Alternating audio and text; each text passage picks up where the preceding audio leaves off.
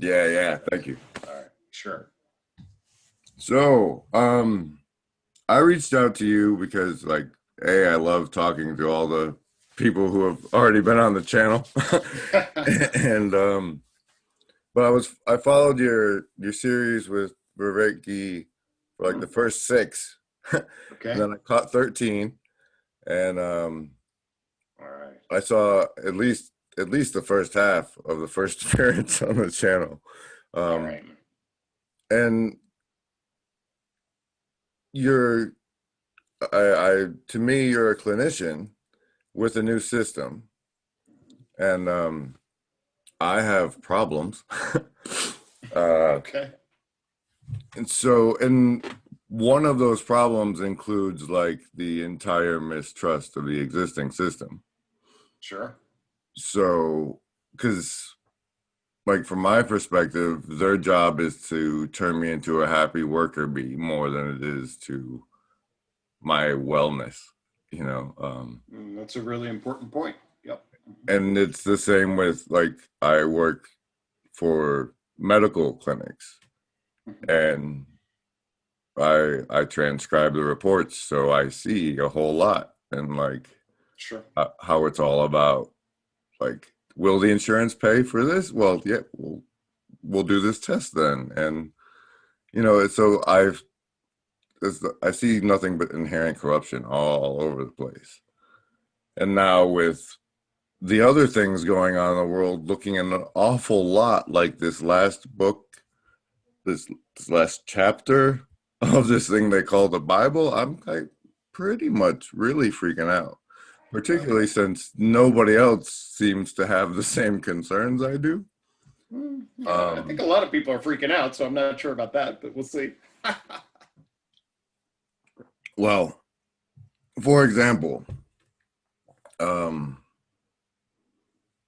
like I like when you were on with when Merck and Guy, you went into your behavioral investment theory angle. Yeah. Sure. And that's like what I think one of my major struggling points is right now. Okay. Like,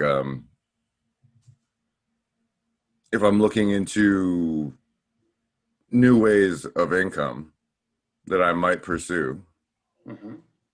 I get about as far as they're going to make you take the vaccine.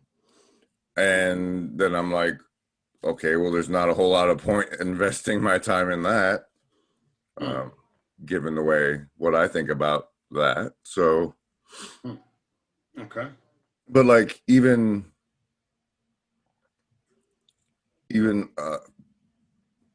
not considering, like future opportunities through Hmm. that lens, even what I have currently is like Mm. I have about 2 months worth of work that I could do that I Hmm. can't seem to make myself do. Okay. Hmm. And so I'm kind of like frozen and stuck in places. Hmm. Hmm. And I mean, I didn't ready them like I should have, but like some of the slides, like when you were going through with Mercury, it's Hmm. breaking out the pieces of the different systems and how they function. Yeah.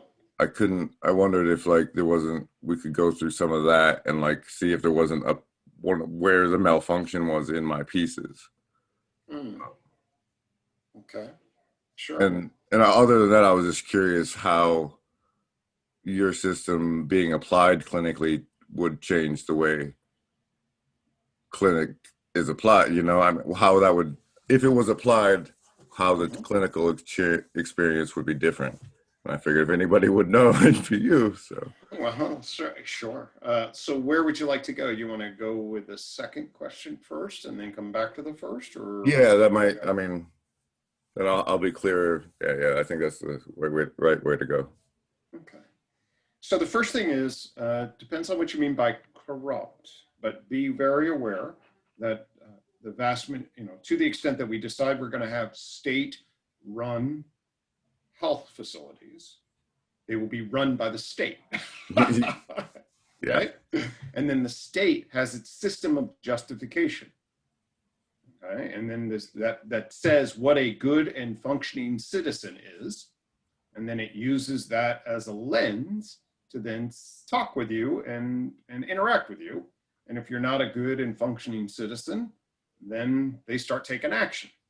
Okay?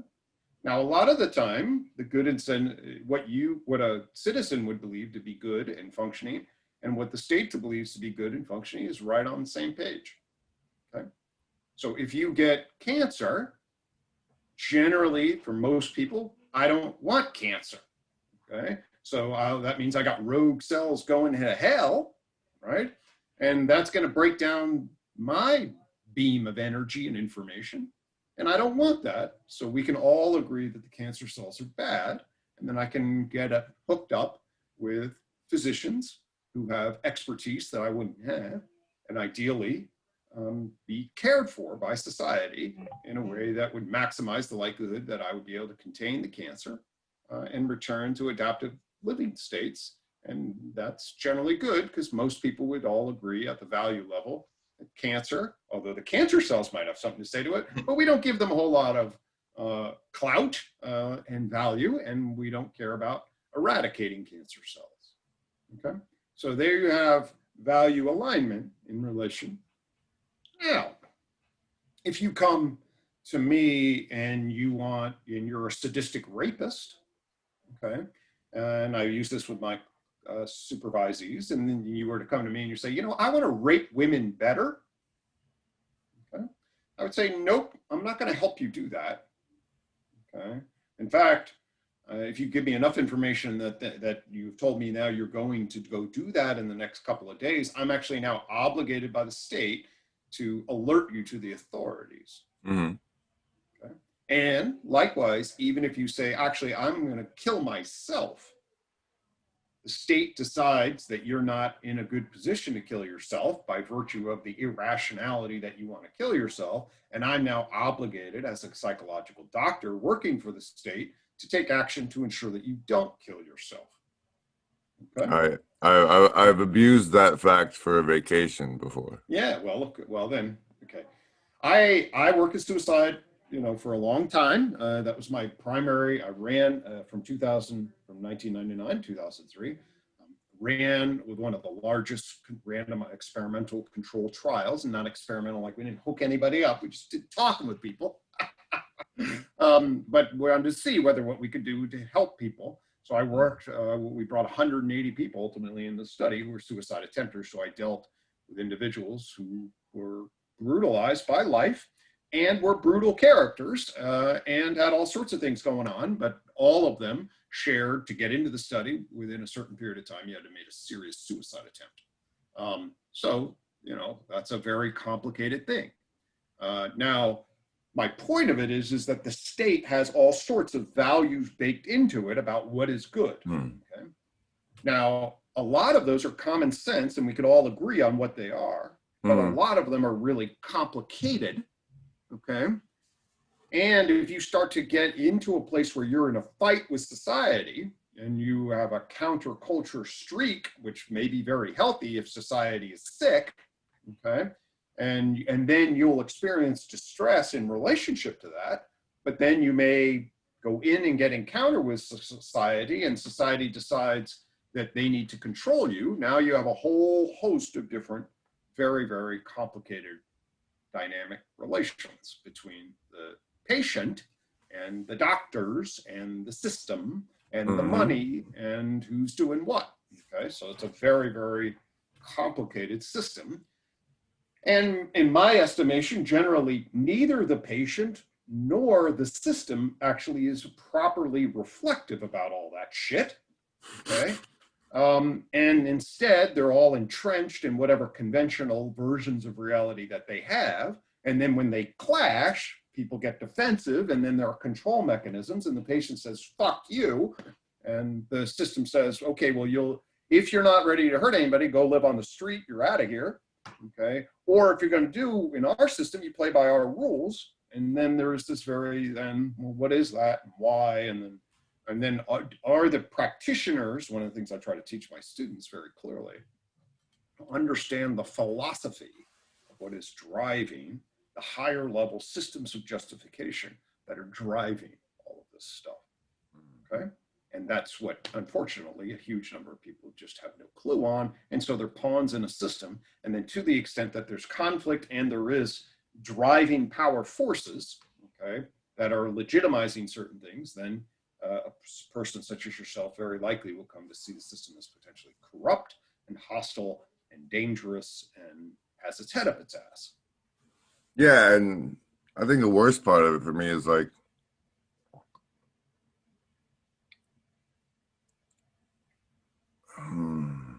how to say this? It's like, I don't think they're aiming in the right place. Mm-hmm. So, and I don't see, like, I look into treatments and stuff, and other than like perhaps transcranial magnetic stimulation, Mm-hmm. or like getting in on a psilocybin study, Mm-hmm. like, it's like, to get into the system, first of all, I'd have to get, state money. Mm-hmm. And then I'd have to work my way up to a professional that's equal to my disease, or, Yep, of course. and with everything now, it's like, last year I'd have been hesitant to go into the system. Mm-hmm. And now you can't get anywhere without them wanting to stick a swab up your nose. So I can't. I'm like cut off from the system already. And it's on the plate to get worse. And the men of my society and the women who are now, voters too, they're just so, they live in an illusion crafted by black screens projected into every home. And so they can't be trusted to make sure the systems aren't broken and hurting people. Right. You have to have everyone's going to, well, at various levels of sophistication and reflection, people will have a theory. Everyone will have a theory about what is going on. Okay? Their own world. And that's true of everybody, including you, will have a theory about what is going on. Okay? And then different people will have different slices that they have good resonance with, whatever particular angle. Okay? The mass of reality, no one knows the reality of the mass. Everyone then has various theories. Now, the collective intelligence of the system, okay? I talked with my friend John Vervaeke about the meaning crisis. In fact, he coins the term the meaning crisis. Okay? And this is one of the great challenges of the 21st century, is the meaning crisis. And what we basically mean by that is the failure of the collective intelligence system to have resonant harmony on what is true and good. Okay? So if you don't have resonant harmony on what's true and good, you will fracture.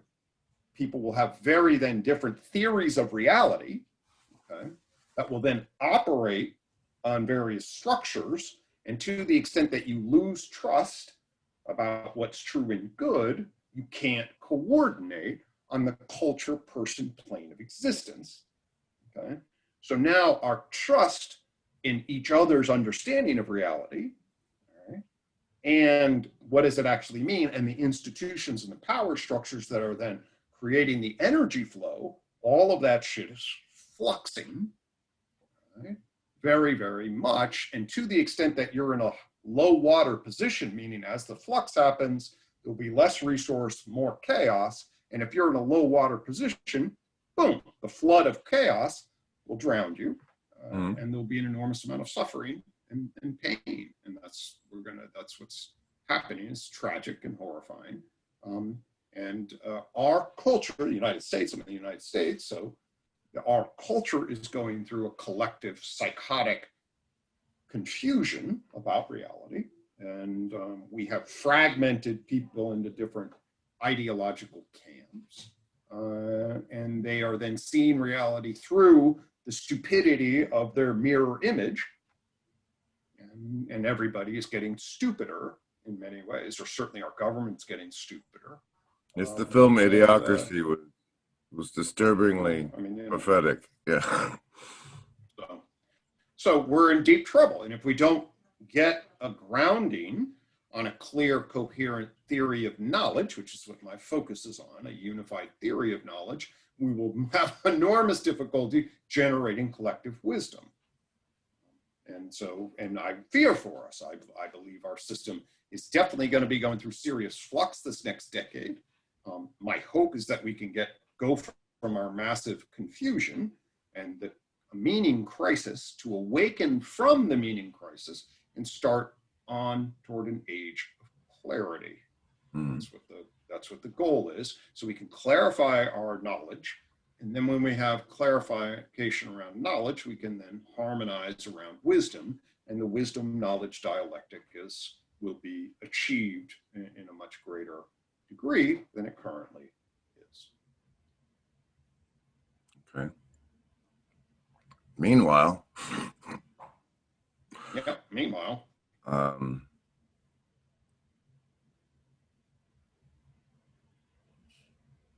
So what would you recommend to someone who thinks that the vaccine they're rolling out is the biblical mark of the beast?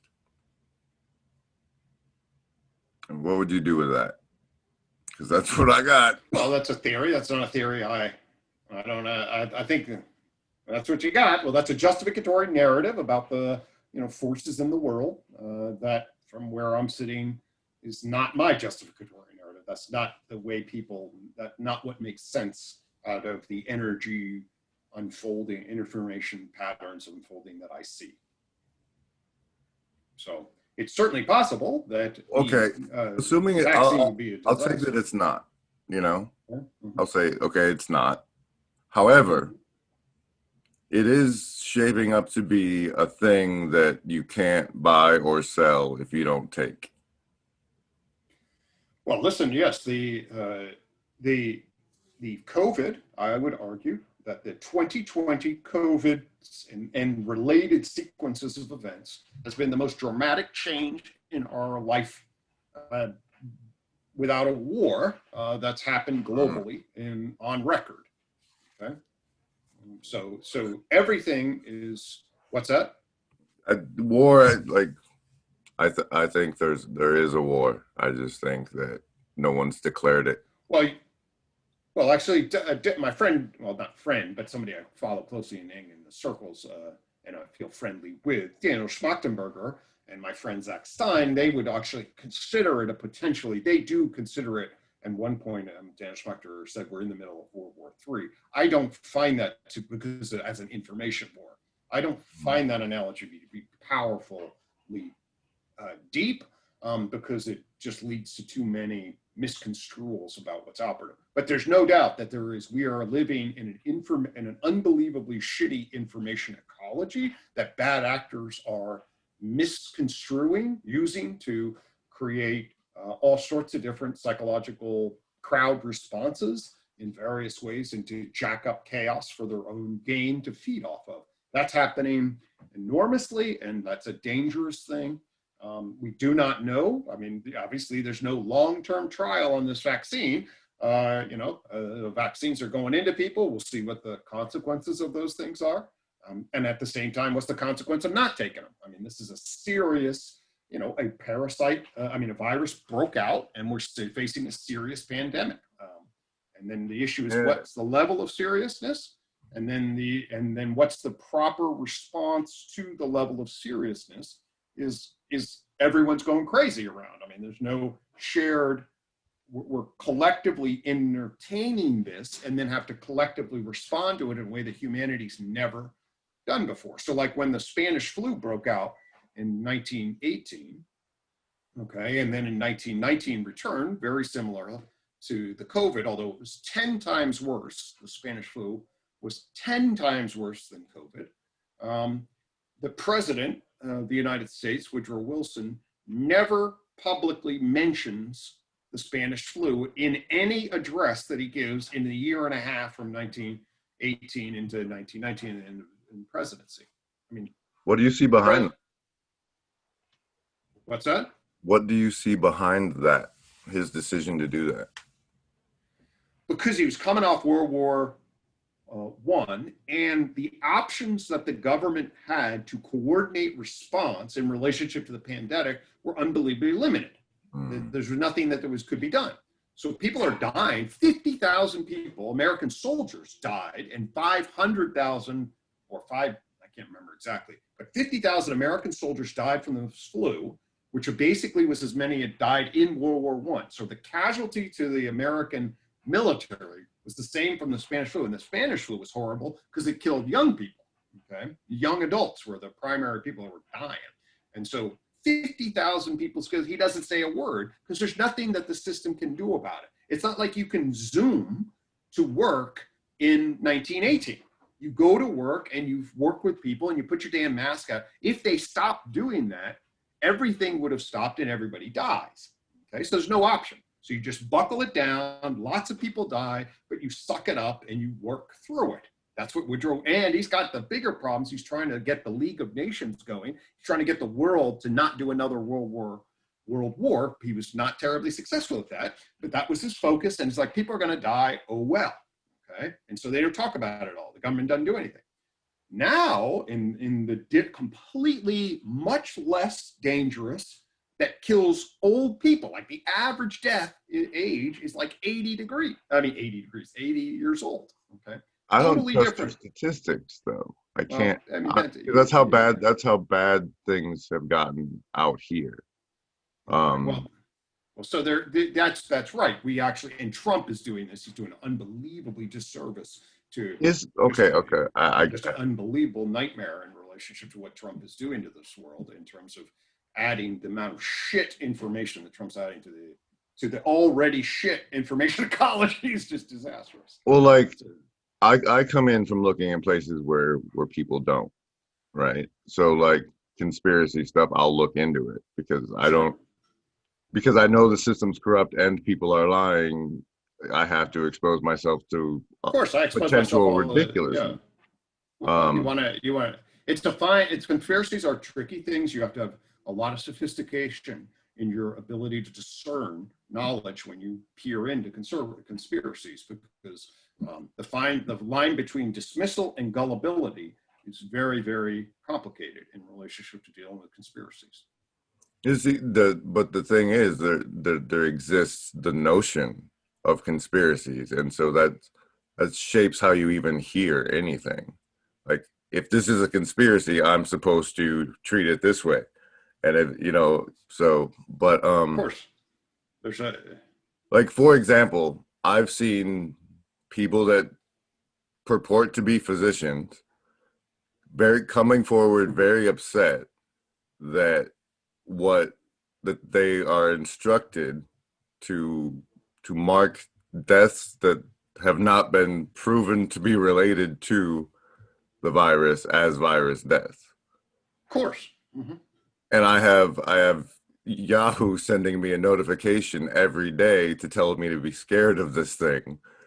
And then there's people. Right. So you have to go. How do you get the signal out of the noise? That's you got to get the signal out of the noise. And then there's people protesting unless streets don't get wiped out. You know, it feels like. Well, the people don't get. All right, and so for where I come from, I mean, the vast majority of people. I'm fairly intelligent, and it seems to me like the other people that should see what I see are either like so baked in to, like, they understand that they can't say these things, or their career goes, or personally, I think it's like, if the things I think are true, it shakes the foundation of people's sense of self-security. Like, they feel safe. And if what I'm saying is true, then that's not true. And so, like, the cognitive load that comes with even hearing the points that have convinced me. So I can't even talk to people. Yeah, sure. That's just why. So this is all the breakdown in our fundamental shared meaning, which is a nightmare.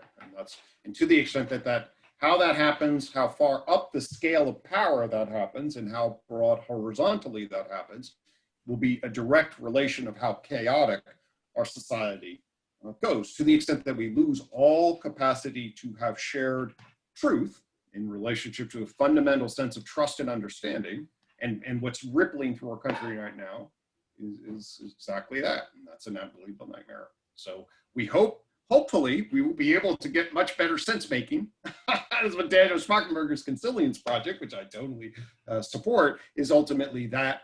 It's an addressing the information ecology so that we can have proper relation to things like conspiracy theories, to each other, to proper sense making, and how to get out of the potential nightmare of psychotic confusion that is rippling through a lot of communities. I'm seriously concerned about what the people who believe in the virus are going to do to people like me in the next year. Okay. Like, I don't know if they're going to round us up and ship us off. When you say believe in the virus, I don't know what that means. What do you mean about believe in the virus? Well, there's what's happening and what's real. And then there's what the global media is telling everybody is real. And I don't think those line up very well. Okay. Are you saying you don't think there's a virus? I'm saying I don't know that they don't put it on the swabs that they test you with. Okay, so I mean, all right, then we're definitely not in the same ballpark there, brother, because there's no way, that's not the way people work. Okay. Like that there is a virus is one thing. That they're not making the most out of a crisis is also a thing. Okay, well, that's a totally different layer. So if we layer in it, and I don't know if this is the best way to spend your time in terms of layering into, the sense making that's needed in relation. If you're out of level, I'm not doing a clinical session here. From my vantage point, if you don't believe that there is a virus that's killing people, you're delusional. Okay, this would be a paranoid delusion that would make no sense in relationship to actually how people actually behave as human beings. And that would not be a theory that. Can you open up the makes no sense as people behave as human beings for me? Sure. It's kind of like the theory that we never went to the moon. Okay. A lot of people believe that we never went to the moon. All right. And then look at the flag. It doesn't seem to wave quite right, and the blah, blah, blah. All right. There's lots of pointers. Yeah. Yeah. Lots of pointers. And people are welcome to believe whatever. They believe the earth is flat. They believe in any number of different kinds of alternate versions of reality. For now, but like we're to the point where my belief is dangerous to you. And the people who believe what you believe. You guys, like, as far as you're concerned, I'm a disease vector. And so is, like, you remember the war on drugs? Of course. And the war on terror? Component of it. Mm-hmm. To me, this is the version 3.0. It's the war on human contact more than a pandemic. That they moved tax day is like so significant, and it's and like you're an intelligent guy, and I can't even talk to you about this stuff because this is crazy talk. And so yeah, that's where I'm at in the world today. All right, man. And I thought maybe you could help. I talked to a pastor, didn't go so well. I mean, it went great, but I still need help. Listen, right. So, well, I mean, there are different kinds of, ways in which we can discuss, what my theory of reality is in relation. I don't know that that's spending it on the virus. If, we spend half an hour. It's like, what what do the people like me do? Yeah. What are the people who are terrified that they're not going to be able to buy, sell, or work soon unless they let the government put something in their body that is under tested and apparently contains like CRISPR or some other RNA stuff that's never been tested before, and they're just going to roll it out on the whole planet. And like even the people who are pro science are so scared of this virus that they don't care the fact that it's not properly tested. Like, well, I'll just let those other people go first. That's not, I mean, yeah, That's well, I mean, okay. And then we have that's to what it looks decide. like from here. And Sure, so, of course, fair enough. Obviously. other than changing my beliefs to the narrative and collaborating with the system I believe to be deceptive and corrupt,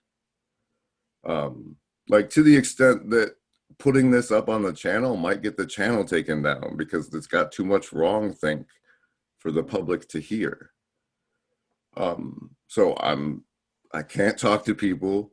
I'm about to not be able to fend for myself in our economic system, and nobody can even hear my screams. No,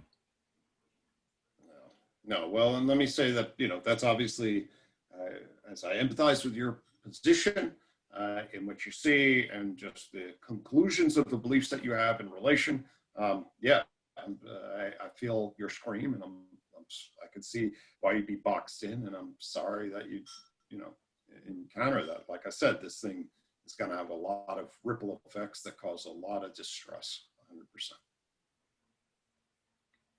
And I don't even see like people like me being like, all right, we're gonna set up a colony in Wyoming, and everybody who like doesn't want to take the mark, come here. And then, because even if we did, then they'd be like, oh, all those guys caught the virus. We got this new city, guys. So I don't. Well, there's nothing actually, I don't think that people, if you, the people certainly are free to free assemble, and they're certainly free not to take the virus. Are we? I mean, if it, Were. I don't know. I mean, We were. We're not anymore. well, we'll see how the thing Even gets stand rolled out. within 6 feet of me in public. Well, God bless certainly. America. It's and everybody, and it's the same thing with the Patriot Act. All the freedoms that got littled away there. Mhm. And Well, people care about thousands of people dying a day, so they're definitely going to be alterations that make sense in relation. So, right. I'm also terribly concerned about what the isolation is going to be doing to the psychology of everyone. you, me, and everybody else, that thinks about it, of course. It's like even the latest. I saw a recent Xbox virtual VR game, a VR system advertisement, and it's like even says on there population 1. It's, I don't know. It's terrifying, and I'm terrified. And what do you got? Please help. I mean, Yeah. I got. You live in a different reality. I can't help you, right? Well, I mean, right. Obviously, if you're listen, if all of that would potentially make sense by feeling, if I empathize from within you, I then say, oh my God, I'm really sorry. If I empathize from my vantage point, it's like, well, I know a lot of people are buying particular narratives. I wish you could see what I could see, and I'm sorry that you can't see what I can see, because actually it would give you, I think, certainly where I sit and all the things that I know and how I make sense out of people and science and viruses and all of my high level context and relation, there's a lot I don't know, absolutely. But when I say it doesn't make any sense, I can tell you I have a very high level set of connections, okay? Now, that says there are a lot of things that may not make sense. So I 100%, if you're gonna say, hey, we've locked down too much, we shouldn't have closed schools, there's certainly some questions about masks, all of those things are completely reasonable, obviously. To say that there is some hand of power that has orchestrated this thing and created a fake or synthetic virus that certainly maybe China was fooling around with weapons and viruses and this thing got out. That's certainly plausible. But to watch the sequence of events unfold in the time span that it unfolded, and to know what's actually happening in relationship to spread events, and then to be on the ground, there's this thing, you know, and know what a virus is, and have virologists and epidemiologists and expertise, and, you know, people making a lot of mistakes, there's no doubt. Okay? But right, obviously, if you then see I'm surrounded by a big brother operation that's going to stick something in my arm and create a CRISPR machine that makes me believe, like 1984, that I'm going to be, you know, in line with whatever big conspiracy that wants me to behave like a lemming. Obviously, if that's the reality upon which you're operating, then I'm like, man, I'm sorry that you're operating from that reality. You know, I would be in this, I'd be right next to you if I shared it, you know. I'm looking at a wholly nothing. Are you not concerned for what your society is going to do to people like me? Of course I'm concerned, you know. That's like, but do you see that your society getting to the point where they round people like me up? How delusional is that notion given the situation? Well, I mean, you know, listen, the depends on what you mean by bound and when and all this other stuff. Obviously, it's a very, very our navigation, our processes as collectives is being tested, and it's a lot of complexity, 100%. I'm certainly glad there's nobody banging on their door right now, locking you down and putting in a needle in your arm. That's for damn sure. Okay, but whether or not we say, well, if people who don't, just like with the vaccines around polio and everything else, if you just decide, the whole cluster of people decide, oh my God, this is much more nightmarish. And believe me, I know some research that says, yeah, it's, you know, the standard line is more complicated. There definitely, I know people who I respect who are very clear that the standard anti-vax line is more complicated. At the same time, let's be honest, you don't get that, you know, polio is a real damn thing. No doubt about that. And then a bunch of people who get vaccinated, and all of a sudden we have huge amounts of disaster. So you make all sorts of different kinds of collective decision making in relationship to that. So I'm not here to, you know, what the policy is. That's not my, you know, I know what my game is. I know what my role is. I know what my version of reality is in relation. Okay. What else do I got?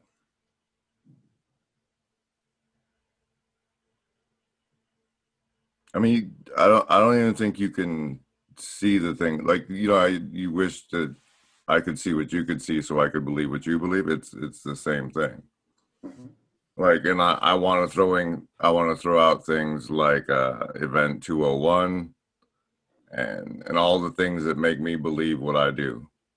Like the common sense that if I'm ruling the world and there's a religion that says there's going to be a third temple, and I won't be able to institute my global religion until their prophecy finishes. So I might as well help build the third temple. You know, they don't feel like delusions. They make a whole lot of sense, you know? Mm-hmm. Man, all of our beliefs tend to. And whatever, the owner of them and the investor in them. So... yeah, well, you know, I felt up a creek on this whole thing. Like, and that, you know, the society is going to, like, society has done horrible things to their own people. And like, you know, so I'm like saying, all my friends that can't hear me anymore, I'm like, just remember, I was one of the ones you guys threw away. Shoot, man. Yeah.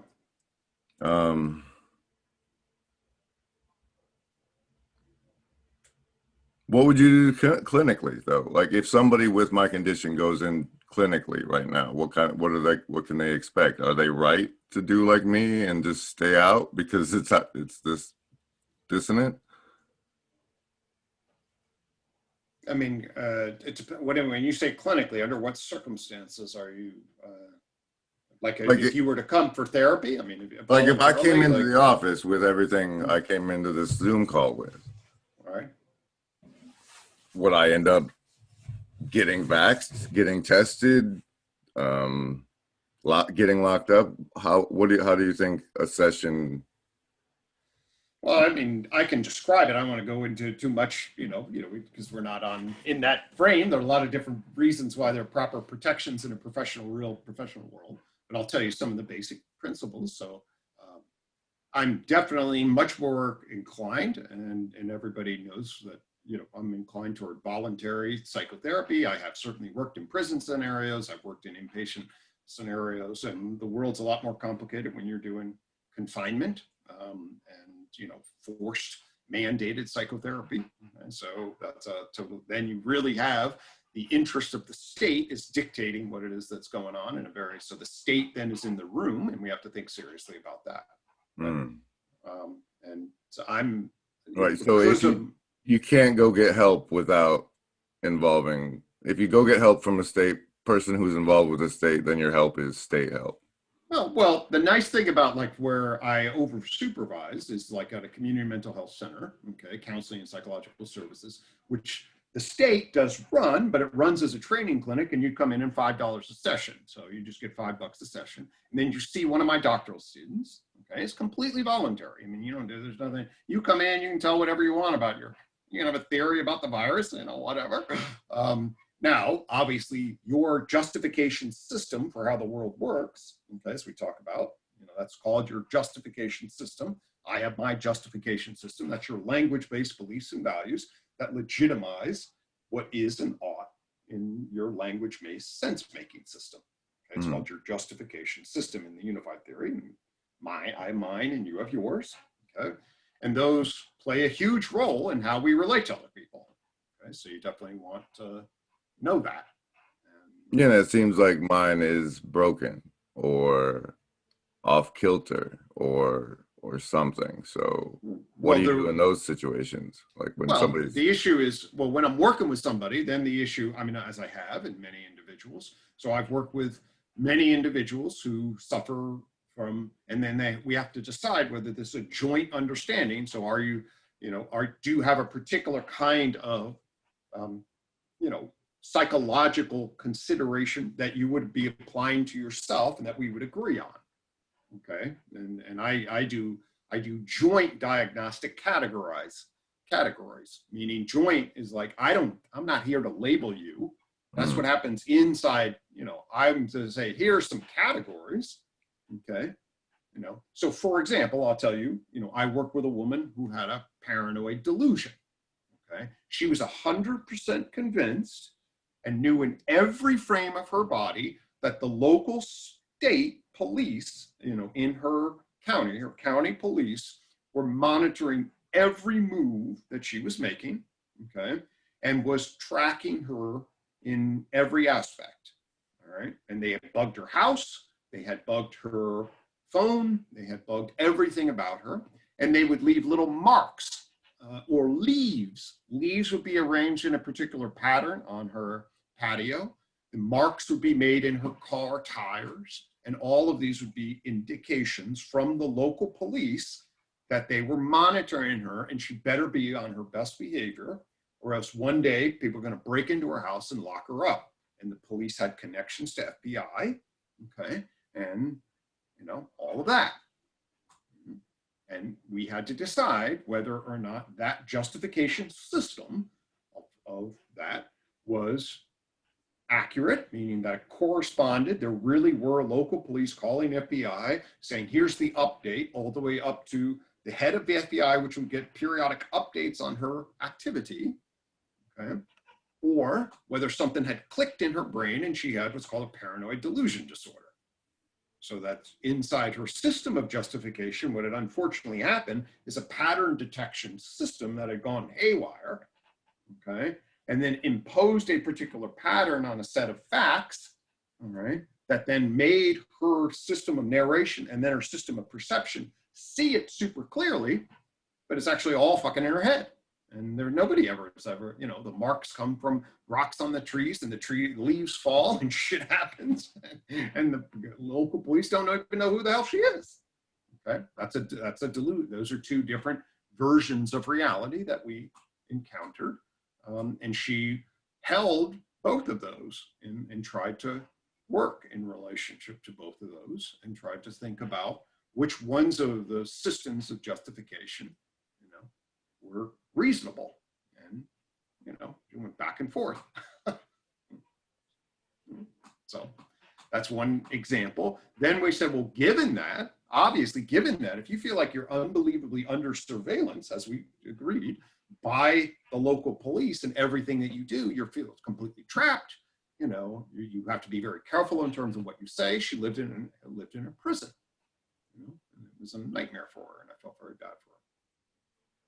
My theory, because I've worked with a lot of people, my theory was that it didn't make sense that the police and the FBI would devote an enormous amount of resources in tracking her. Is that possible? Of course, I don't know. I never called the local police, but I've worked with enough people and I've seen what appears to be a lot of different beliefs, a lot of different versions of reality. It's very nice when there's an obvious delusionness to the delusion. But well, unfortunately, from the inside of it is never obvious. Okay, so we can throw the outside's obvious, but the inside is never obvious. So why would the government pay for that? How special are you? There's that angle. Whereas, like, I don't know. What if mine is a delusion? If my reality model is off, then it's sophisticated enough to not have at least such glaring holes. Right. So I want to be clear that I could find people who could show me where my delusion is, that would be helpful, Right. Well, and I want to be clear about what a delusion is. And I'm not saying you are delusional. I would use that same term. Okay. So, because the issue is what we diagnose as delusional are idiosyncratic beliefs. Idiosyncratic meaning the person is essentially alone in them. Okay. And then it's because when they're alone in them, so then that's big difference than if you tell me that you believe the earth is flat, okay? Now, because there's a whole flat earth society, although that's now dissipated, but now there's a new movement and like there's a professional basketball player who's really good, believed in a flat earth, okay? You can go into a community. Conspiracy theories are not necessarily the same thing as delusions, okay? In the clinical sense. Like delusion in the clinical sense is a highly unlikely belief that's idiosyncratically held by one or maybe two people, although there is some issues of collective delusion and that gets into conspiracy. But clinical psychology and psychiatry makes a big difference, okay, between her belief, because it was idiosyncratic, no one else had that belief. Yeah, that does make it stand out. Mm-hmm. So if you can convince other people, you're less crazy, apparently. Well, yeah, definitely. Okay, the way our systems of justification work and how we decide what reality is has a lot to do with the collectivity of justification. In fact, how do we decide that she is crazy? Okay, well, one way we decide she's crazy is that we all talk and gather information and create a collective reality that says that makes no sense. And then the easiest explanation, okay, that carries the most information relative to sense making is we know people have delusional disorders. At least there's many documented. I would have to think you'd have to be an odd person to say there is no such thing as delusional disorder. And I'm like, no, they're delusional disorders. People have been delusional a lot, especially, then you get into psychotic conditions like schizophrenia is a classic with two huge symptoms of schizophrenia. Hallucinations and delusions are two positive symptoms of schizophrenia. And people go crazy in their mind. Their belief value system and perceptual systems don't work. And then they go crazy. And then they generate ideations that have no correspondence in reality, that by themselves in their own head. And we call that's what we psychologists and psychiatrists call, that's schizophrenia, or those are hallucinations and delusions. So those are categories of sense making. And the delusional disorder that I applied to her, and that's how I made sense out of that. I am not saying that you are delusional because, at least from what I hear, I know that there are pockets of conspiracy theory, okay? That meaning pockets, or there's clusters of people that see the system of justification in a particular way. There's a reasonableness to that. That's complicated, Okay, I have my reasons for why I feel like I can empathize with it, but also be like, no, that doesn't make any sense.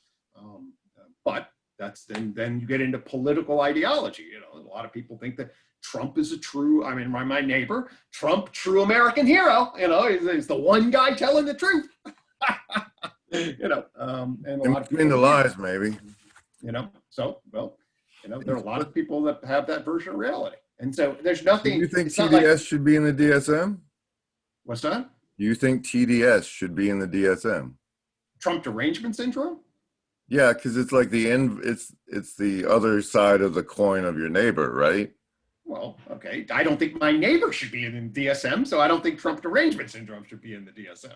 But I think that it's a collective period of craziness. Like I'm metapolitical. It's like the political system, and I work with people all the time. It's like husband and wife who used to love each other, and then the system goes sour, and then they start hating each other, and then they see evil in the other person, which of course draws their evil out. And now all of a sudden you have a totally different entrenched narrative of two people who were unified now hate each other and are absolutely convinced that the other person is evil. And that's basically what I see at a collective level. Our political system is drawing people into a unhealthy, polarized nightmare that now is very difficult to make sense out of. It's like, and now our political system is like a vicious divorce, and the two sides of the children now have to pick: are you going with dad or mom? You know, the Republican dad or the Democratic mom? And we're all like, and that's not a healthy way to run a country. It's a nightmare. So I wish we could get out of the political, and there are a huge number of vested and back channel forces that want us to hate each other. And in fact, and they need each other. Actually, they need each other, and hating each other that draws all our attention and legitimizes the duopoly of power, the two-party power, so that they are there and their antithesis. And they're trying to get the populace, and the media contributes to this. So they're all driving us into a massive delusion of confusion. That's absolute. I believe that's absolutely happening. And that's a horrifying collective meaning crisis reality that may break the United States as a country and result in massive collapse. And if that happens, all the institutions that hold us, okay, and maybe even hold me, I'm a full professor at James Madison University, and by the time my systems come down, I'm high water, right? Think about all the people beneath me. They're going to be deep shit by the time that happens. Yeah. So that's what my fear is. I really feel the United States will have no capacity to sense make, and we will not find our truth to reality correspondence so that we can actually generate good sense making and have enough of us feel participatory in wisdom generation. And so I don't know what's going to happen. Fingers crossed. Well, all of that makes me want to share with you, which probably a delusion, but it's hilarious. So what happened was, in order to get a hotel across the street from the Third Temple, Trump has decided to make America the new North Korea. And so that's why he was over there shaking hands with Kim, And so we're basically Chinese now, but Trump is going to get a tower in Jerusalem as part of his part of the deal. We'll see what happens. It'll be interesting to see what happens in the next 2 months, and then I'll be interested to see what happens to Trump when he's out of office. And I don't know. I don't think that's going to happen. I think but last year, I didn't think the impeachment was going to happen. So the impeachment did happen. The impeachment did happen. He was impeached, but then everyone knew that there would be no way.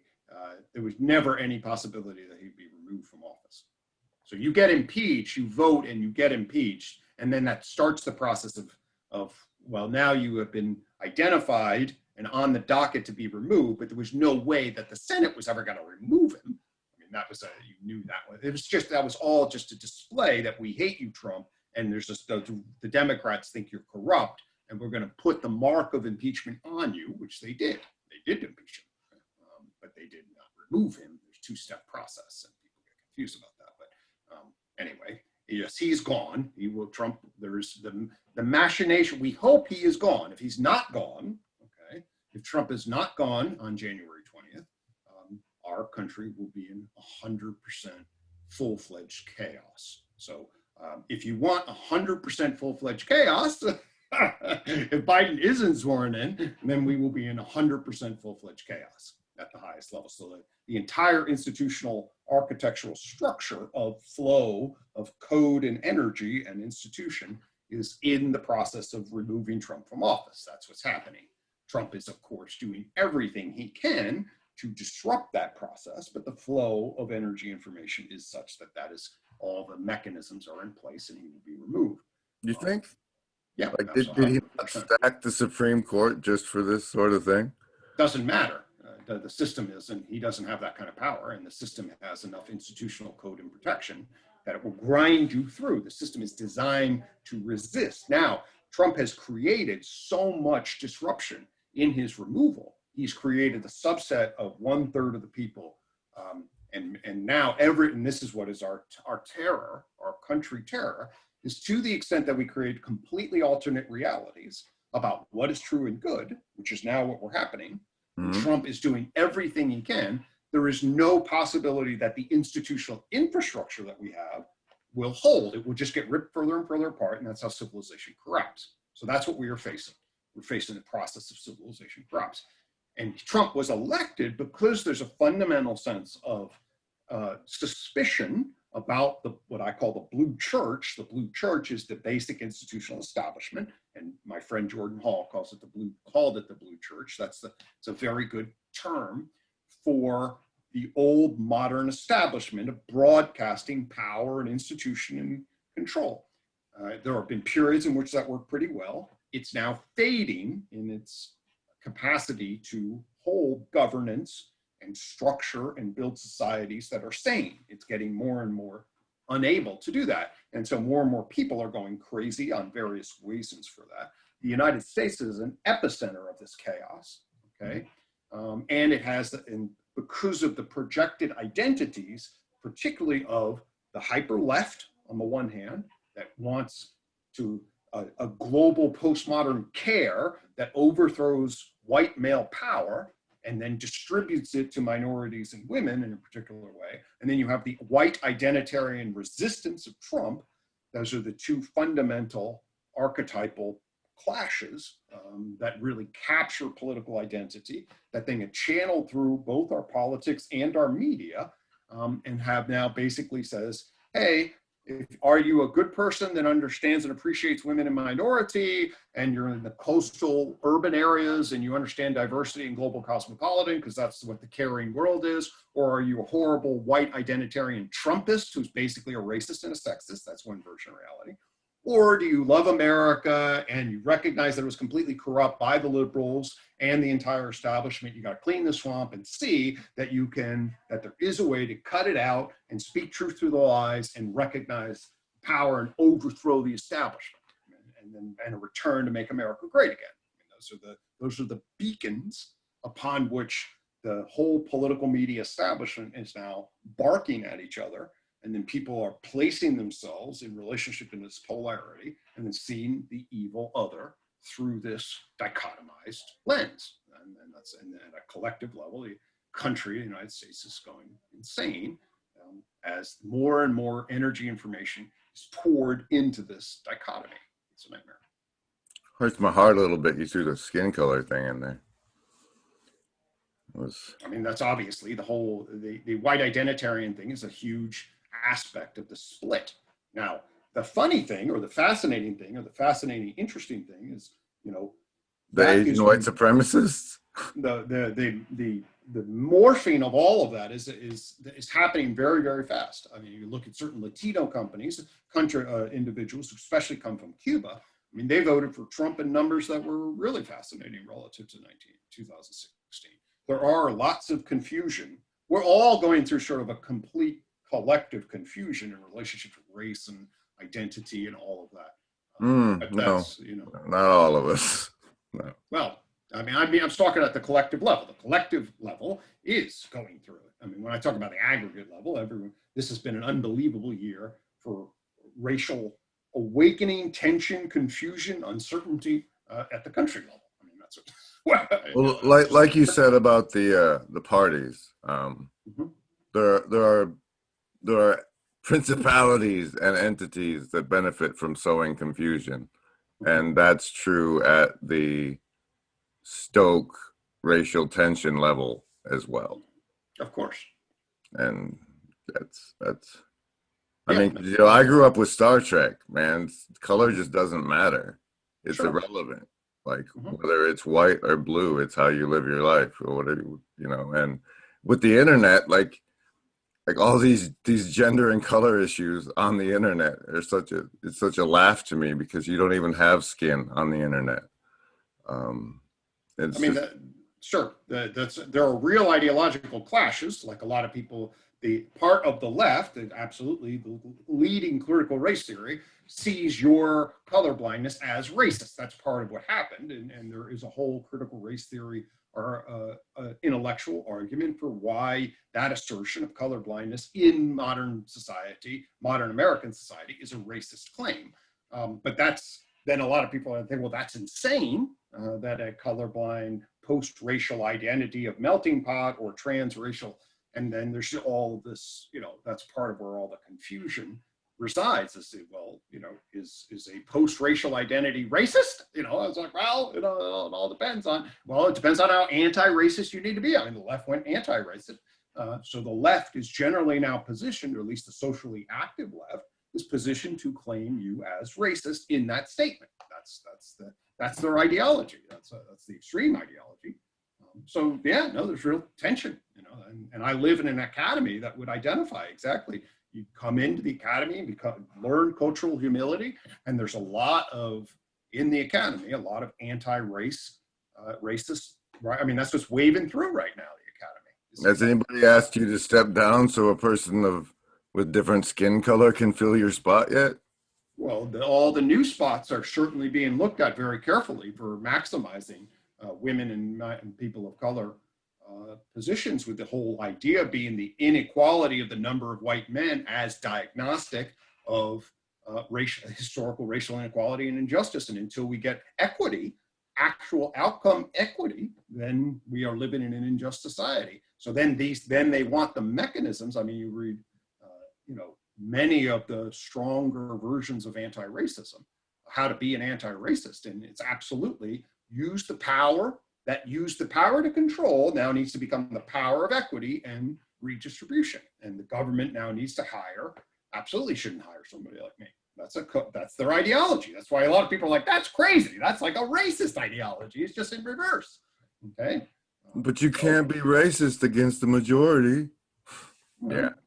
Yeah. Okay. I mean, so anyway, these are all the debates that are happening, brother. I mean, you know, things are going. There's a lot of an ideological tension in relation. So that's part. And to me, as my analysis of psychology and culture identifies identity and worldview identity. There are reasons to understand people's worldview identity as being the fundamental clash. And there is a postmodern progressive worldview that has emerged, and there is a traditionalist worldview. And the best way to make sense out of the enormous tension is to understand, see, and hear through the lens of those worldviews, and see the media and politics and so much of our system really actually, unfortunately, manifesting a dichotomized, attacking conflict, rather than actually there's a higher ground value position that actually, hopefully, we'll find our way to, because then we'd have much more love and connection and avenues for people to find their way in a way that's a lot more coherent and integrative and fulfilling. Yeah. Well, how do diverse justification systems come to something like? Yep. How do you integrate diverse justification systems, especially like ours? Yeah. Well, it's a big challenge. My friend Mike Mascolo, has a wonderful program called Creating Common Ground. He analyzes and he basically get out of your justification. That's his first step as a defense of, hey, this is true and this is my position and you're wrong, and get into framing of things like problems, okay, and needs and possible solutions, and working together in the collective communities that have to try to solve problems together. So, for example, we frame like the abortion issue.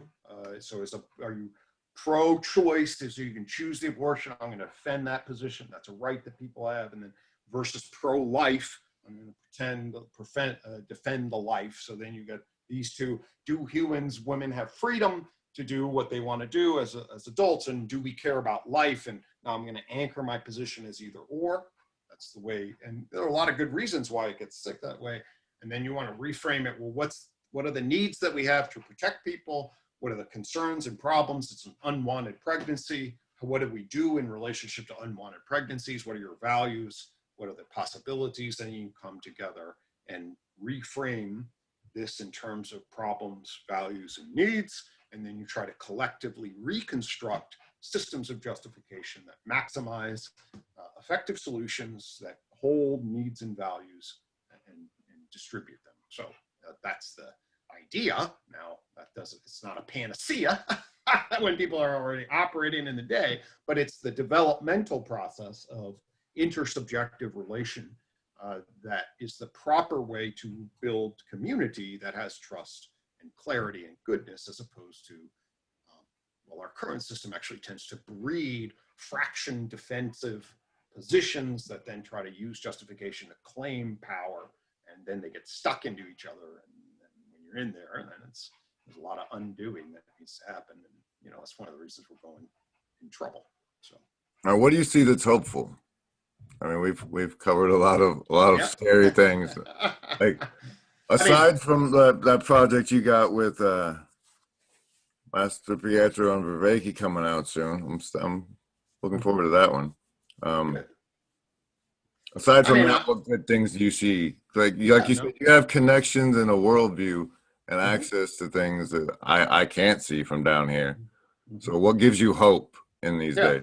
Good. I have a lot of hope. I have a lot of fear and I have a lot of hope. Okay. So it depends on what day you catch me. Right. So I look out at the horizon. I say it. My horizon across the backside of this century, and hopefully we get to the 2050. That's the first issue. I hope we get there. If we get there in the right way, I actually have a huge amount of hope for what we can cultivate. So I'm a clinician that, travels in the dark night of the soul. I can't go to utopia.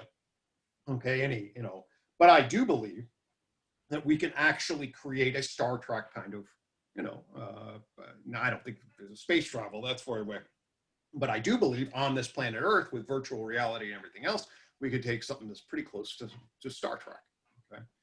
I'm a little concerned about the debodying of the populace.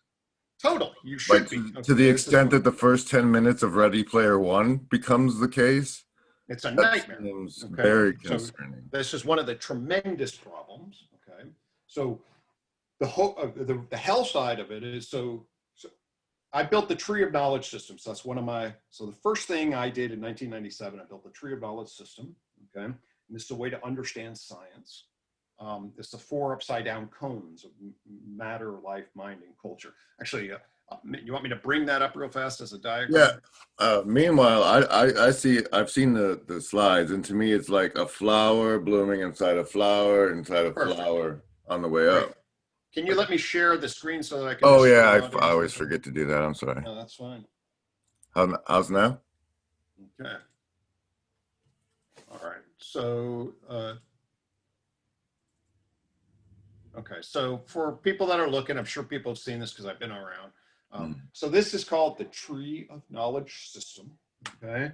And what it is it's a way to make sense out of, it's the way I make sense out of, it's an invitation to make sense out of what a theory of natural science, okay, or just science, like, and reality and how they align. So when I say a theory of natural science, like, what does all of our scientific knowledge say? That's on the right side of this diagram under science, okay?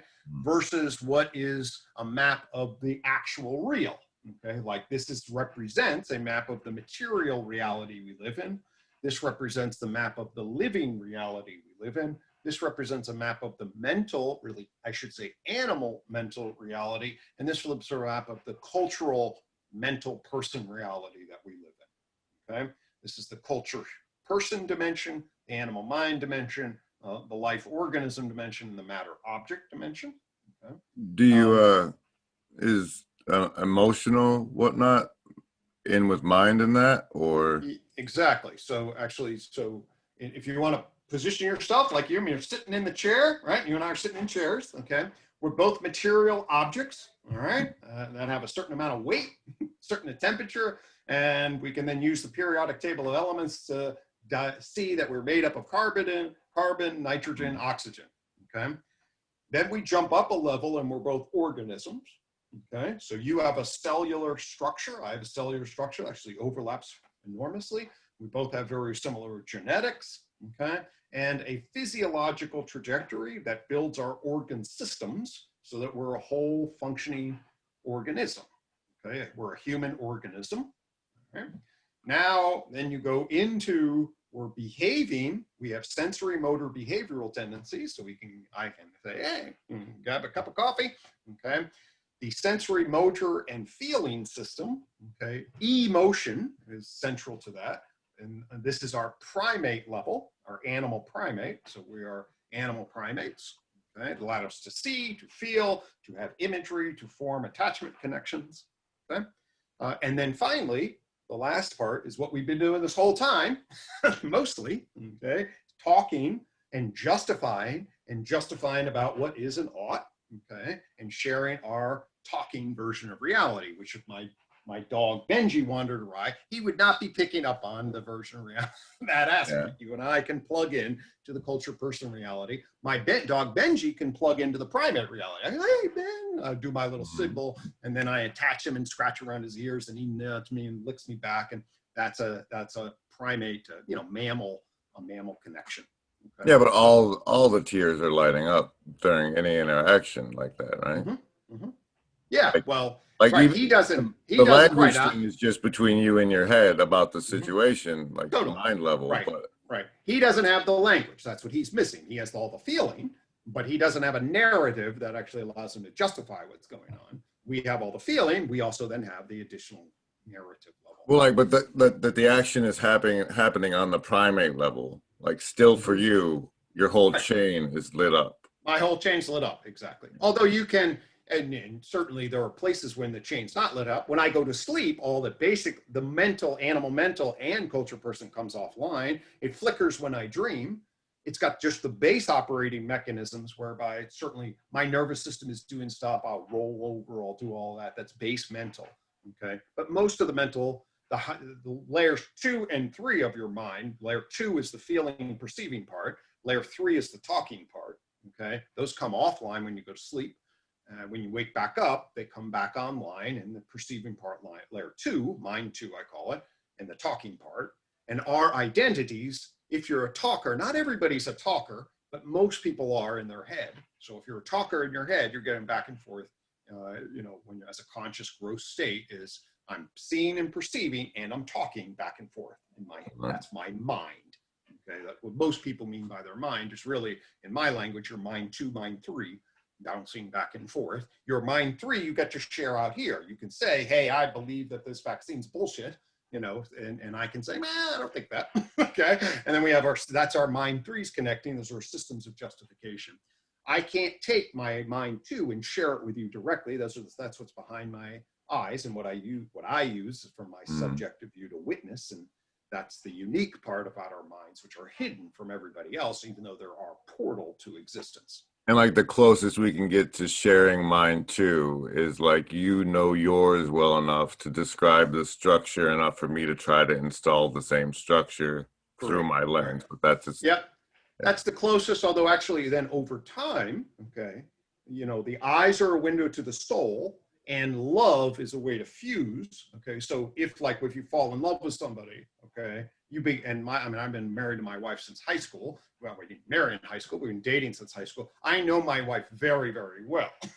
right? Mm. Okay, in a way, I don't know you, and then I'm getting to know you, but obviously, so she knows although she never sees it, but obviously, as husband and wife, and as a long period of time, I have my model of what her experience is like.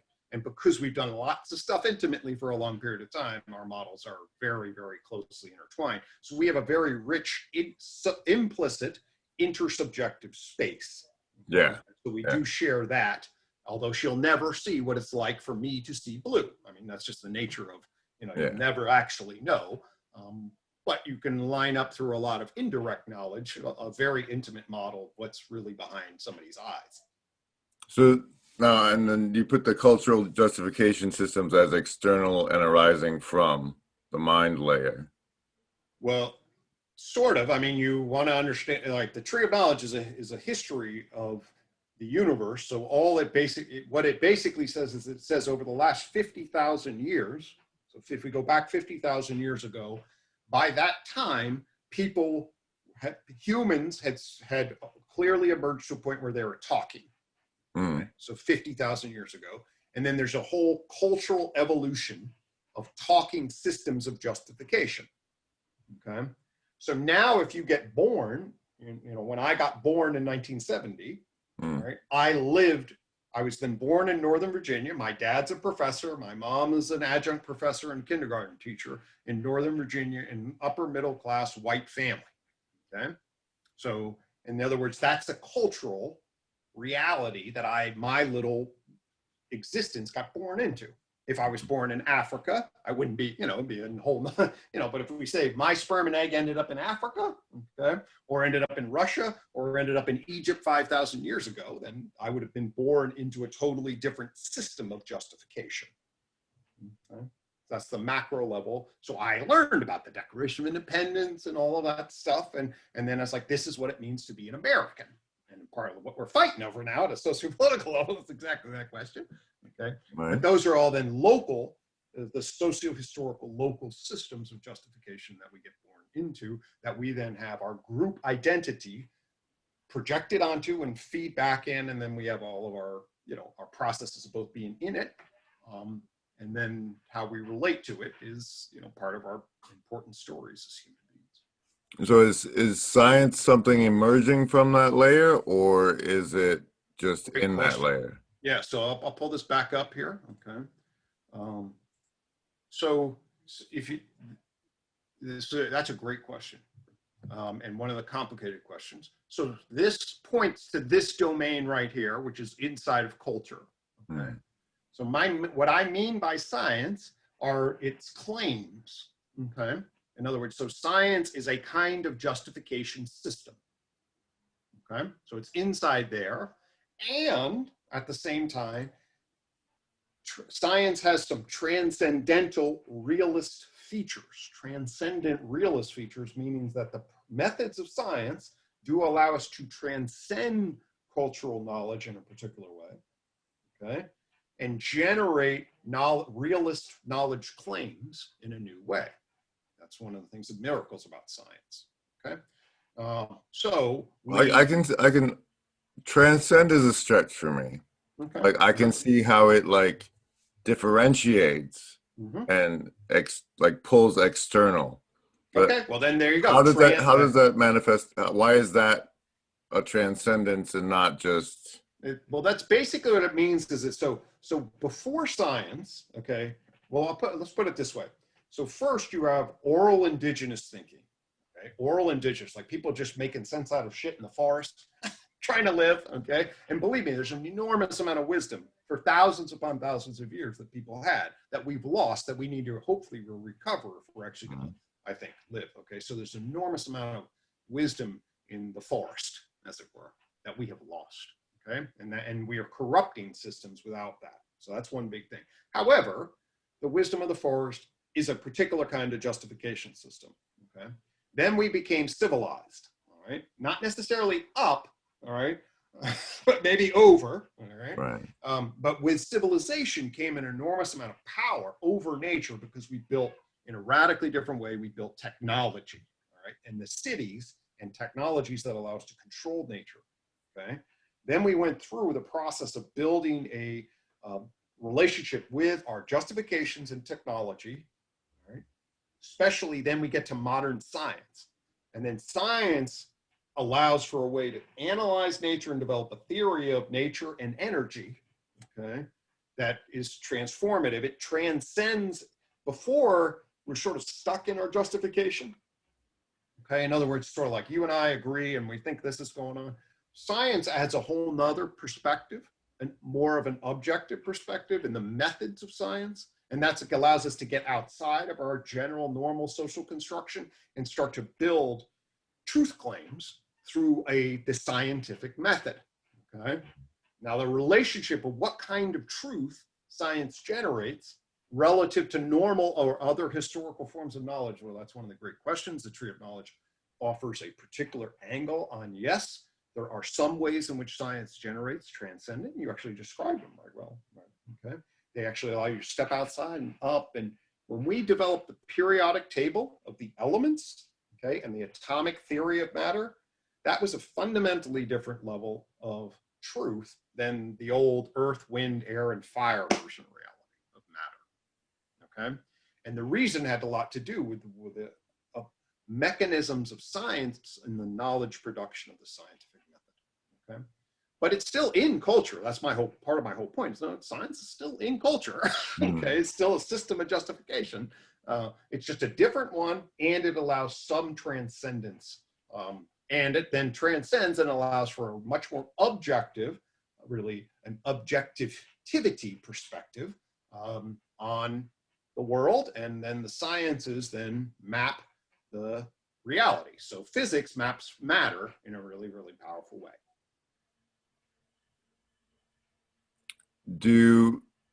All right, where does the cosmic jellyfish come into play? Is that like something, is science building the nervous system of the cosmic jellyfish through the internet, or what do you got from that angle? Okay, so right. So what's happening here, and this is the great, I'll share again one more time here. So, all right. So here's where I see us right here. Okay. All right. And I can move science over here, but I really do believe that there is something that's happening here, okay, that's akin to these joint points down here. Okay. So there actually is a fifth dimension that is emerging. Okay. Now let's talk about why there would be that. All right. Why do I believe that there was a fifth dimension emerging, or there would be some potential for a fifth dimension to emerge. Okay. About 6 months after I built the original Tree of Knowledge, which looks a little different than this, but has very, you recognize it immediately. In 1997, I'm stoned and I had an image and I threw it out and my life changed. I mean, that's exactly what happened. So I had a set of insights, a flash of insight, they call that. Okay. And so then I was like, after I drew this out, all right, I then was like, well, what are these damn cones? What the hell is the life cone?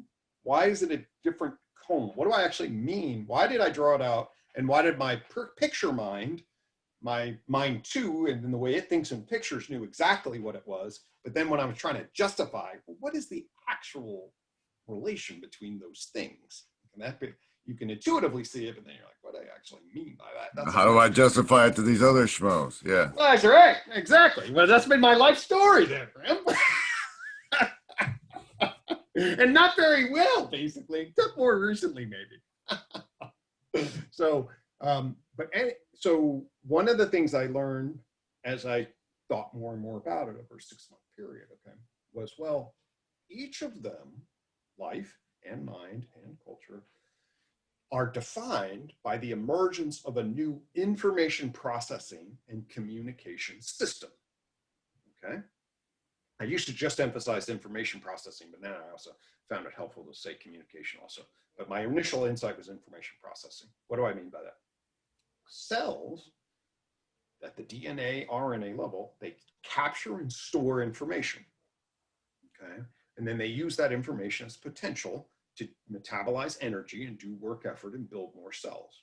That's what they do. They capture information, store it and process it, and then use that stored information to develop negentropic structure, meaning the complexification process. Okay, and so they yoke molecules together through information storage and processing. Okay? Then the nervous system yokes cells together. Okay. Mm-hmm. And then what it does then is allows animals to move around as a whole. So cells get to behave as a whole. They yoke molecules together and they store information. The nervous system's an information processor, and it allows animals to move as a whole. Okay? Yeah, it's like almost like if a cell's a state, it's like the interstate information processing. Mm-hmm. Yeah, exactly. And then the between, okay, there's the inner processing of information, and then between the proper, I think the proper term that I now use is communication. So now cells send out signals to communicate in between, and then the next cell grabs the message and then it processes it inside.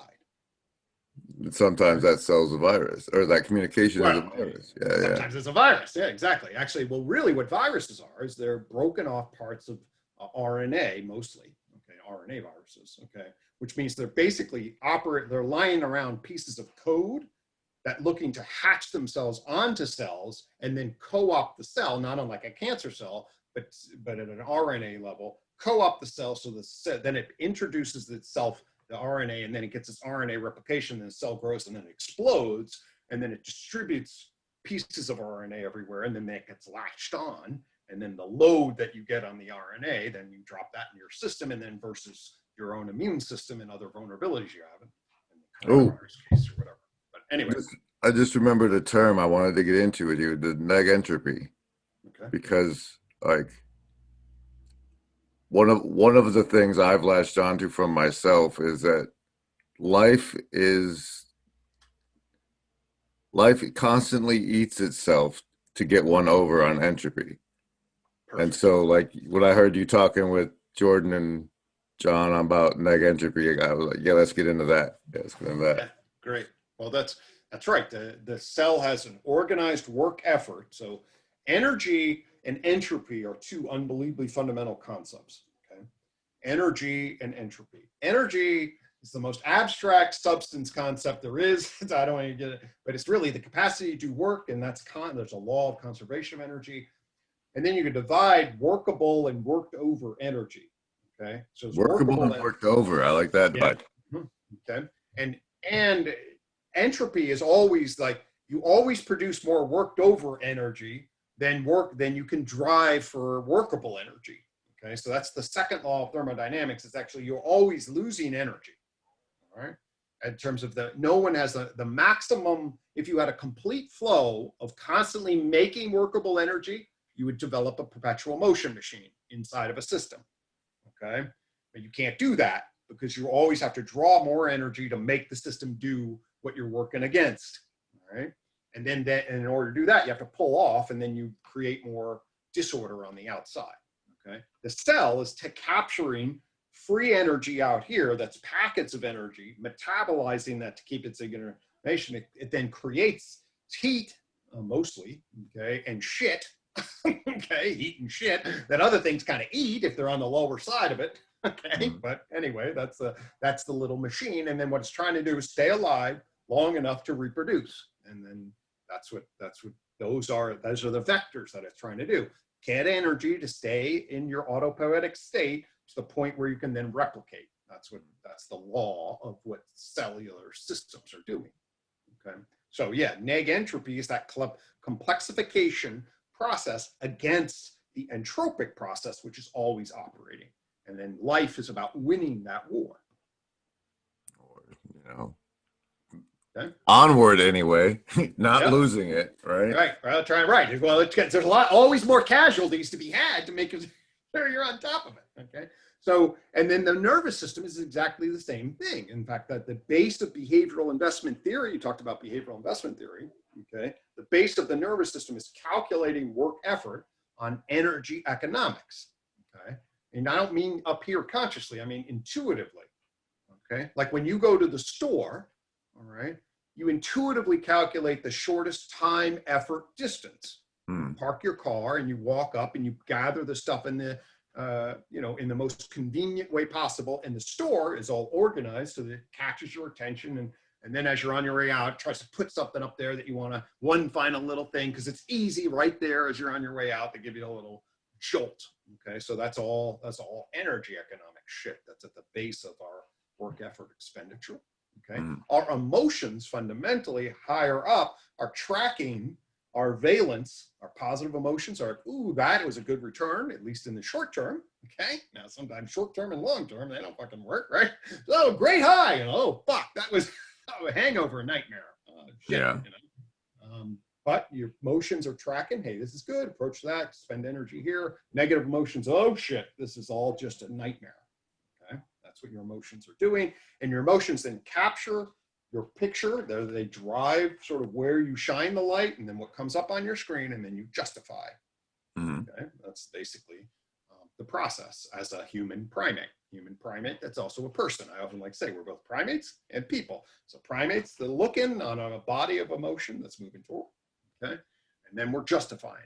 And so 50,000 years ago, we built this, and then we had all of this, we had oral tradition stuff. Then we started building civilizations, and then we really started fusing with technology. Okay, and so we created a technological bubble around us, and that was a big shift, the emergence of that technological bubble. But the technology is not doing anything other than just when we're extending ourselves in relationship to it. Okay, leave the cup there, or just sit there and die. Okay, I mean, it's already dead. It just doesn't do anything except when we're engaged. The vast majority of our technology, upwards of 200 years ago or so, just sits there and doesn't do anything. Inanimate tools, exactly. Okay, so it's just part of material culture. It's not actually interfacing except when we're alive with it. Except in the fucking 20th century, okay, in the 20th century, what we actually did was we built artificial intelligence, okay, i.e. computation that can run with energy, with electricity, and start to process information like a computer, okay? And we then created systems that could learn artificially, and we hooked them all up by an internet.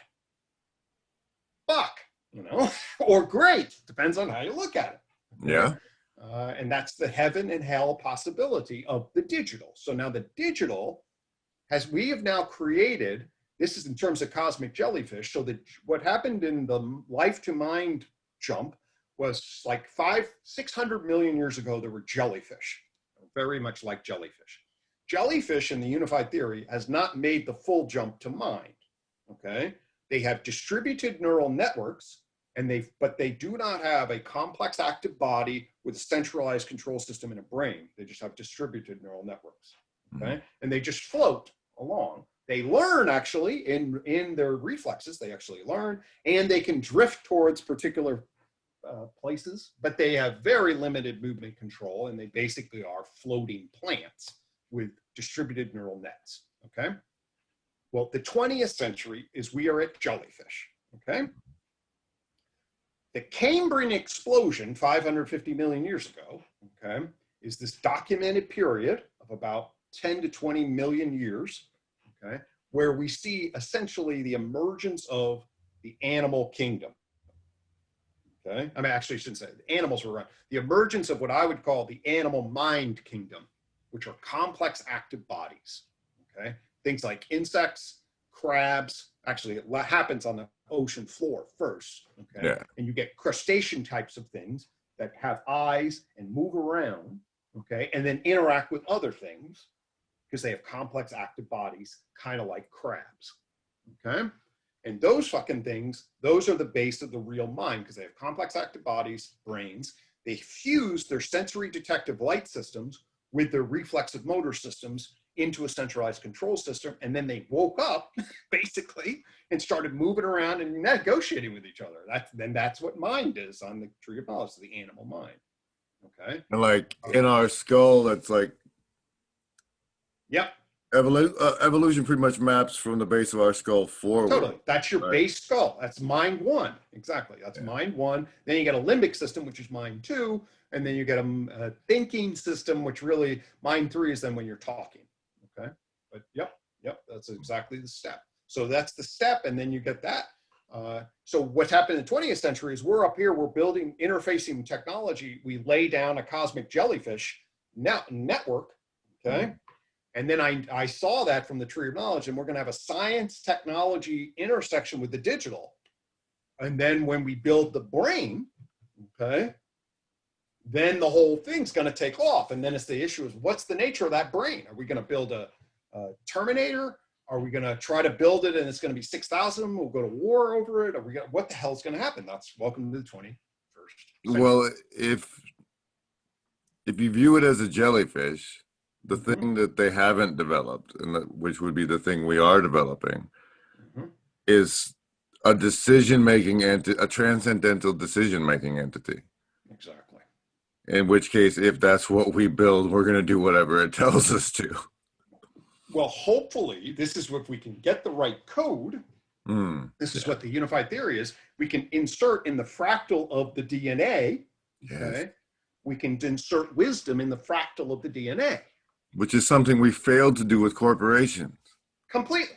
Because and the whole modern system of knowing is actually, it has the God of science, okay, which is built, but it built a Frankenstein-like society, all right? It was all body and a little mind, but no real, I mean, it was a longing for soul, but as a zombie, as John Vervaeke would say, okay? It's got a potential to create a massive zombie and destroy and corrupt the earth.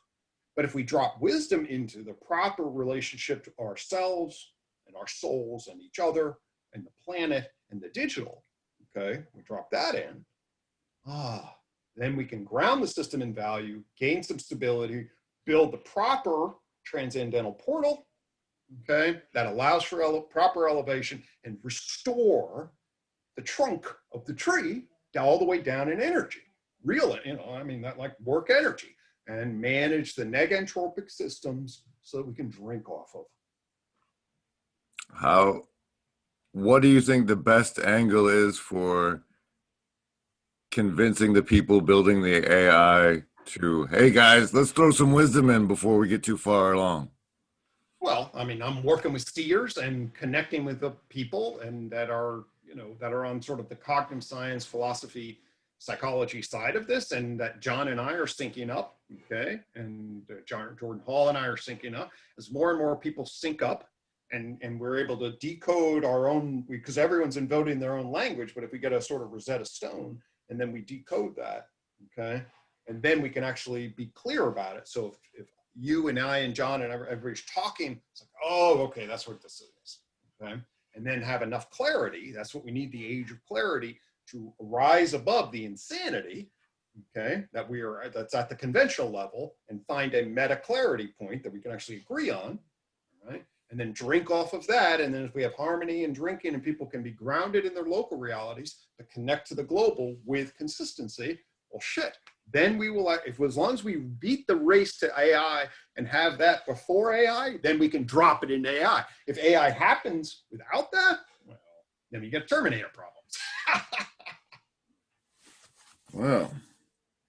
So I got to go here in about 5 minutes here, brother. Yeah. I was going to say you have, I know you got that project with Vervaeke and MP, I call him, because I don't want to mispronounce. Yeah. Christopher. Chris. Christopher so that's coming up. Where can the people that see this find that as it comes out? We'll be, anywhere which you found John and I's I'll put it up on my channel. Nobody knows who the hell I am, but go up on started a channel for this stuff now? Yeah, I've got a YouTube channel. I'll send you up with the YouTube channel. I just knew you showed up on other people. I wasn't even aware. I am 2021, so I'm making my connections now, and I don't need to be known at this juncture, and I can be behind the scenes and all this other stuff. But yes, I am working on the fundamentals of it. Okay, so I'm on the line of the fundamentals. All right. So then I will connect with people who also are doing their own part of fundamentals, like John, and then also connect with people who see that we need a movement, but we also need a movement with the fundamental variables correct so we get the right resonant harmony. If we don't do that, then we'll turn it into a control system, and then people will be defensive and they'll try to control people like you. And we don't want that. We want love and wisdom. We don't want fucking people just to be dominant because their little the equations don't work, but they have to submit to the authority of the institution. That's what we don't want. Right? We want clarity, and then the institution comes off of the clarity. That's wisdom technology. And so I want wisdom first, then the work, then. And so that's what this year will then, 2021 will be phase 2. 2020 has actually been a good year. Gotten clarity and connecting with other seers. Then we'll hone the clarity. Okay. Then we'll start the process of building bridges, both with the rest of society and technology. And then we can get that wave. Hopefully we'll ride the wave. I was going to say ride the wave and be on ahead of the chaos entropy curve and get this stuff to people so we can change the way we're fucking living without killing everybody, which is, you know, that'd be good. It would be good. It would be good. All right. All right, man. Thank you. I'll kill this now or cut it off, and Perfect. really appreciate it, man. All right. Thanks. Good. Enjoy talking with you. Take care.